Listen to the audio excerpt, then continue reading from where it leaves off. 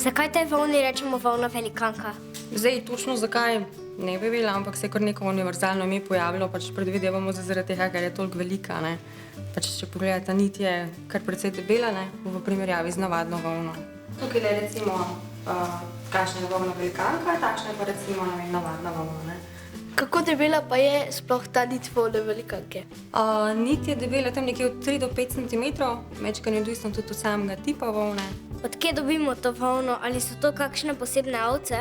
To ni navadna ovca, ampak je merino ovca. To je ovca, ki je drugače, original prihaja iz Španije. Konkretno ta volna je pa iz Južne Amerike. Se pravi, to ovco iz Španije so naselili v Južni Ameriki in sedaj tam pridelujejo volno. Kako pletemo s tako volno? Ali rabimo kakšne posebne pletilke? Ja, mora biti debelejše, kar pomeni, da so tudi precej težke, ker so velike. Običajno pridejo tam nekje do 1 metra ali več. Drugače pa najlažje, da se plete z rokami. Zdaj z volno velikanko začnemo plesti tako, da naredimo najprej osnovo. Recimo, če bomo pletli odejo, moramo najprej vedeti, kakšna bo širina in na to širino naredimo osnovne zanke.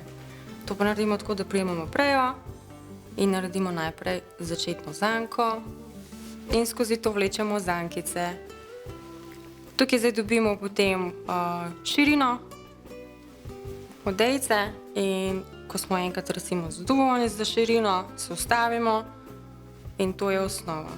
Kar primi tole volno in jo potegni skozi zanko. Tako, evo, super, bravo. Zdaj pa isto narediš. Ne, zdaj tukaj se ustaviš, imaš eno zankico, zdaj imaš dve. Zdaj greš pa isto. Ok? Še tebi pomagam. No pa se tebi po bistvu že kar dosti dobro šlo, ne? Čeprav prvič delam.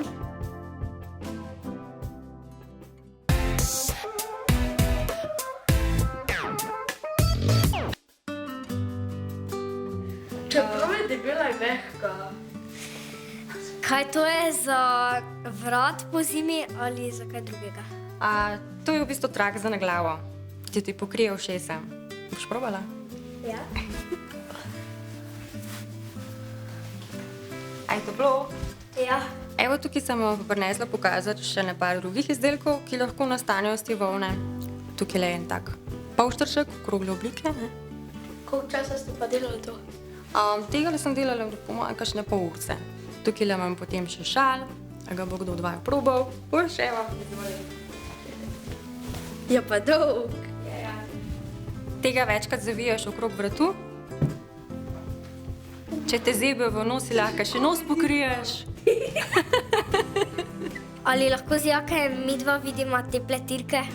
Seveda. Imam ravno dve pletilke s sabo.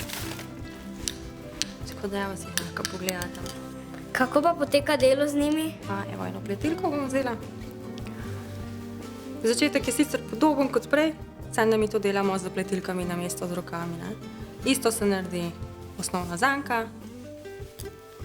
potem damo tukaj pletilko in delamo naprej. Kaj vse tukaj je pa sploh narejeno s pletilko? Samo tale trak, ki ga ima Kaja na glavi.